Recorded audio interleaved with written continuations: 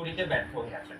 তো প্রিয় দর্শক, এখানে দেখুন লেখা হচ্ছে যে এখানে যে এটা আনভিরের বীর্য কিনা বা আসামিদের বীর্য কিনা তা তদন্তকারী কর্মকর্তা প্রমাণে ব্যর্থ হয়েছেন। সেটা এই রায়েই স্বীকার করে নিচ্ছেন বিচারক।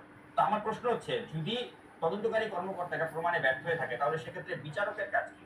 বিচারকের কাজ হচ্ছে তখন নির্দেশ দেয়া যে আনভিরের ডিএনএ যেন টেস্ট করা হয়, যাতে এই ডিএনএটা ম্যাচ করে কিনা, অর্থাৎ আনভিরই যে ওটা যে আনভিরেরই বীর্য সেটা প্রমাণ করা যায় কিনা।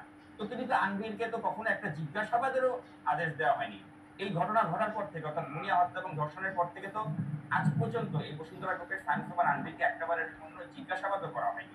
এবং তার ডিএনএ পরীক্ষা করার যে একটা একটা স্ট্যান্ডার্ড প্রসিডিয়ার, সেটাও তো ফলো করা হয়নি। অর্থাৎ তার তো ডিএনএ পরীক্ষাই করা হয়নি। তাহলে এটা যে পুরুষের বীর্য এবং এটা যে আনভিরের বীর্য, এটা শনাক্ত হবে কিভাবে?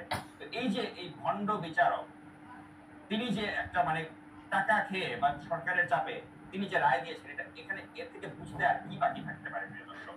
তো প্রিয় দর্শক, আমি এখন আপনাদেরকে যেটা বলতে চাই সেটা হচ্ছে, এই যে আমি এই রায়ের মাধ্যমে যেটা আপনাদের সামনে উল্লেখ করলাম, যে এই রায়ের যে কতগুলো অসঙ্গতি তুলে ধরলাম, এর বাইরেও এখন আমি আপনাদের সামনে প্রমাণ করতে চাই যে এই রায়টি যে সরাসরি শেখ হাসিনা এবং তারা প্রভাবিত করেছেন। এবং তার প্রমাণের অংশ হিসেবে আমি প্রথমে আপনাদের সামনে এই মুহূর্তে একটি অডিও প্লে করতে চাই।